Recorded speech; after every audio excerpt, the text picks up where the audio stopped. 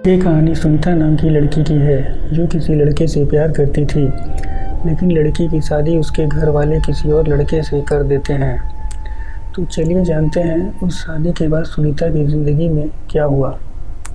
एक बहुत बड़ी बहस, मान मनोबल और लाख समझाने के बाद जब लड़की की शादी उसकी इच्छा के बिना एक रमेश नाम के गंवार लड़के के साथ कर दी गई, तो सुनीता निराश मन लिए एक बहू और पत्नी के रूप में लड़के के घर आ गई थी। तभी सुहागरात के वक्त लड़का दूध लेकर कमरे में आता है और सुनीता के पास बैठ जाता है। तभी उसकी पत्नी आंख नीचे किए गुस्से में पति से कहती है, क्या तुम मुझे अकेला छोड़ सकते हो? सुनीता की ये बात सुनकर रमेश बहुत उदास होता है। कुछ देर बाद रमेश मुस्कुरा कर बोलता है, अच्छा ठीक है, तुम आराम करो, मैं तो तुम्हारे लिए दूध लेकर आया था। इतना कहकर रमेश कमरे से बाहर चला जाता है। इधर सुनीता अचरज मन से मन मार कर ही रह जाती है कि इसने झगड़ा क्यों नहीं किया, क्योंकि वो चाहती थी कि झगड़ा हो और कलेश हो ताकि वो उस गवार से तलाक ले सके। समय बीतता गया। सुनीता को ससुराल में रहते 5 दिन बीत गए। सुनीता अपना हर समय अपने कमरे में ही रहती, किसी से बात नहीं करती। रूम का दरवाज़ा बंद करके वो बस मोबाइल में सारा दिन अपने बॉयफ्रेंड से बात किया करती। बॉयफ्रेंड उधर से सुनीता को दिमाग देता रहता ताकि वो ससुराल में खूब कलेश करे और अपने पति से तलाक ले ले। और उधर लड़के की माँ बिना शिकायत करे दिन भर घर का सारा काम करती थी। माँ सबके लिए खाना भी खुद ही बनाती थी, फिर भी माँ के चेहरे पर मुस्कान ही रहती थी। रमेश एक छोटी सी कंपनी में काम करता था। रमेश दिल का सच्चा, ईमानदार, मेहनती और एक अच्छा इंसान था। रोज़ सुबह अपने काम पर जाता और शाम को थका हारा घर लौटता। इस बीच उसकी पत्नी सुनीता उसे एक गिलास पानी भी नहीं पूछती थी। अब तक रमेश और सुनीता की शादी को लगभग 1 महीना हो गया था, मगर वो दोनों अब तक एक साथ कभी नहीं सोए थे। रमेश बहुत शांत स्वभाव का था, इसलिए वो सुनीता को कुछ नहीं कहता था। रमेश सुनीता की तमाम हरकतों को नज़रअंदाज कर उसे खुद खाना परोस कर देता था। सुनीता रमेश और सास के साथ बैठकर कभी भी खाना नहीं खाती थी। सुनीता अपना खाना अपने कमरे में अलग बैठकर खाती थी। सुनीता के पास ससुराल में एक स्कूटी भी थी जो कि उसके पिता ने उसको दी थी। रमेश अब जैसे ही ऑफिस चला जाता, इधर सुनीता रमेश के जाने के बाद स्कूटी लेकर अपने बॉयफ्रेंड के पास चली जाती मिलने के लिए। रमेश के आने से पहले ही वो अपने ससुराल वापस आ जाती थी। एक दिन रमेश के ऑफिस की छुट्टी थी और वह घर पर ही था। इस बात का फ़ायदा उठाकर सुनीता ने घर में कलेश करने की सोची और माँ के द्वारा बनाए गए खाने की बुराई करती हुई माँ को उल्टा सीधा बोला। यह सब देख रमेश को बहुत गुस्सा आता है और गुस्से में आकर रमेश सुनीता पर हाथ उठा देता है। यह सब देख रमेश की माँ उल्टा रमेश को ही चिल्लाने और डांटने लगती। इधर सुनीता को तो बस एक झगड़े का बहाना ही चाहिए था जो कि उसे अब मिल गया था। तभी सुनीता गुस्से में बिना बोले स्कूटी लेकर अपने बॉयफ्रेंड से मिलने चली जाती है और अपने बॉयफ्रेंड के पास जाकर कहती है कि अब एक पल भी मुझे उस घर में नहीं रहना। मैं अब उन लोगों के बीच नहीं रहना चाहती। मेरा दम घुटता है वहाँ, और आज तो उस गवार ने मुझ पर हाथ उठाकर अच्छा नहीं किया।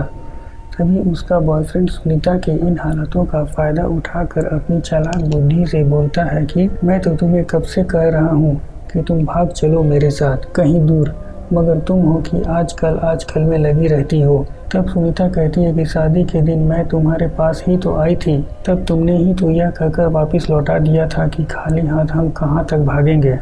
लड़का बोला, हाँ तो क्या कहता मैंने तुमसे कहा था कि कुछ पैसे और गहने साथ लेकर आना, और तुम हो कि खाली हाथ मेरे पास आ गई थी।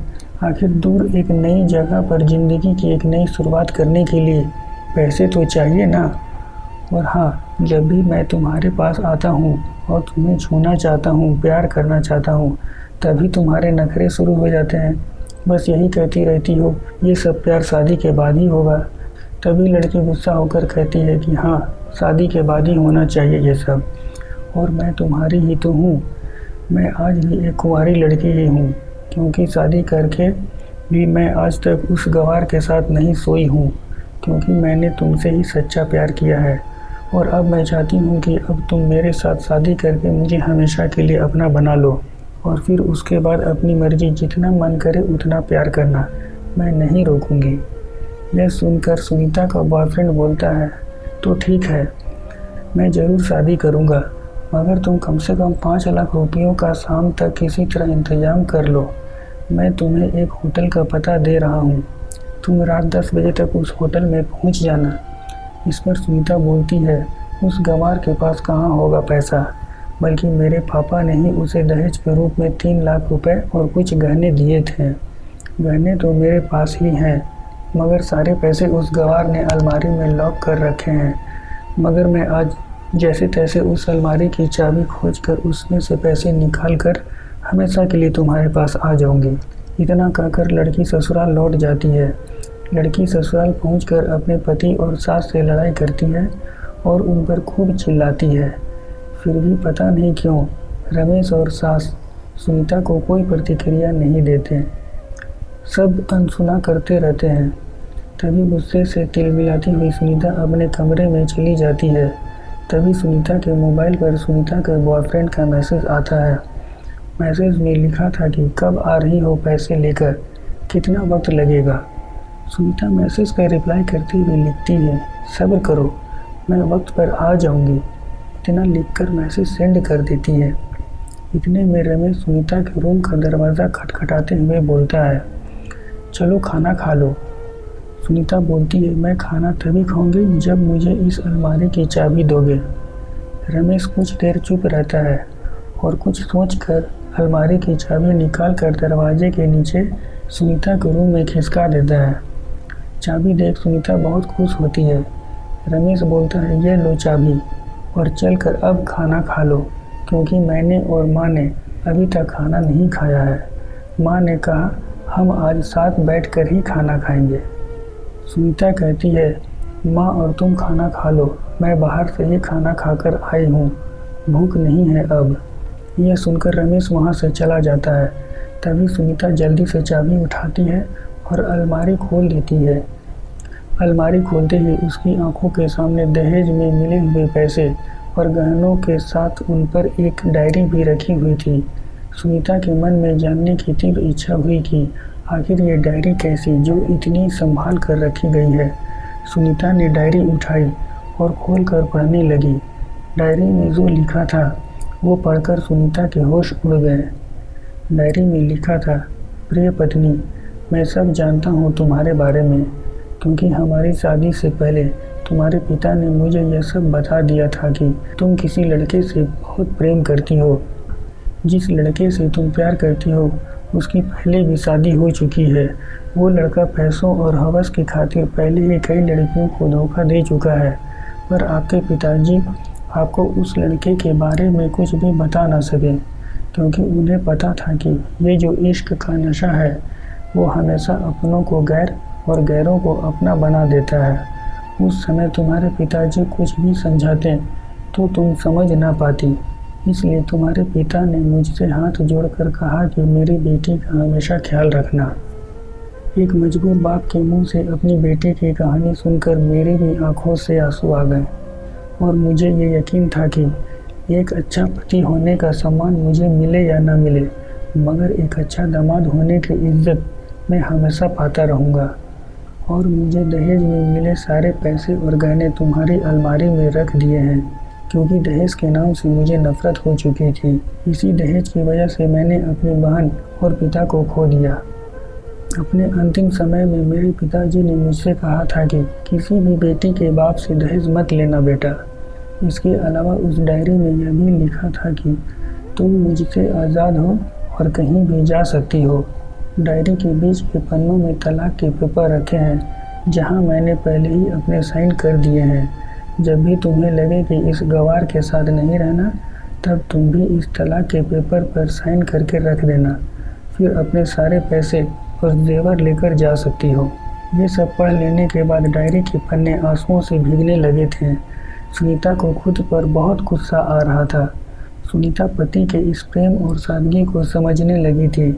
रमेश के लिखे हर शब्द सुनीता के दिल में प्रेम और सम्मान की लहरें पैदा कर चुकी थीं। अपनी धुंधली आंखों से आंसू पोंछते हुए सुनीता ने डायरी का जब एक पन्ना पलट कर देखा तो वहाँ लिखा हुआ था कि मेरी प्यारी पत्नी, मैंने तुम्हें इसलिए मारा क्योंकि आपने माँ को बुरा भला बोला। कौन बेटा ऐसा होगा जो अपनी माँ की इतनी बुराई सुनेगा, इसलिए मुझे माफ़ कर देना। मैं गुस्से को काबू ना कर सका क्योंकि मेरे लिए माँ का दर्जा सबसे ऊंचा है और आपको मैं अपना हमसफ़र बनाकर अपनी दुल्हन बनाकर लाया हूँ, आपसे ज़बरदस्ती करने नहीं। अब फैसला तुम्हारे हाथों में है, दिल से सोचकर फैसला करना। इतना पढ़ने के बाद सुनीता के हाथ से डायरी छूट जाती है। सुनीता फूट फूट कर रोने लगती है, मानो पश्चाताप से सारे आंसुओं को निकाल रही हो। इतने में सुनीता के मोबाइल पर फिर से बॉयफ्रेंड की कॉल आती है। यह देख सुनीता गुस्से में मोबाइल को स्विच ऑफ कर देती है और उसमें से सिम निकाल कर तोड़ कर फेंक देती है। डायरी में रखे तलाक के पेपर को फाड़ कर फेंक देती है। अब सुनीता को समझ आ गया था कि जिससे वो अब तक प्यार कर रही थी उसे तो सिर्फ पैसों से प्यार था, जबकि सच्चा प्यार करने वाला तो मेरा पति ही था, जिसे सब कुछ पता होते हुए भी मुझसे इतना प्यार किया और पिता का सम्मान भी रखा। इतने में रोती हुई आवाज़ में बोलती है, मैं अपने पति का प्यार क्यों नहीं समझ पाई अब तक।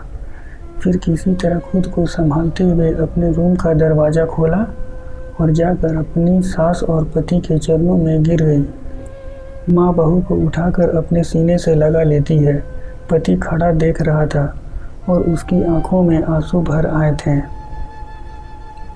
बस इतनी सी थी ये कहानी। अगर आपको ये कहानी पसंद आई हो तो कृपया इसे लाइक और शेयर करें और आगे भी इसी तरह की इमोशनल कहानी सुनने के लिए हमारे चैनल को सब्सक्राइब ज़रूर कर लें। धन्यवाद।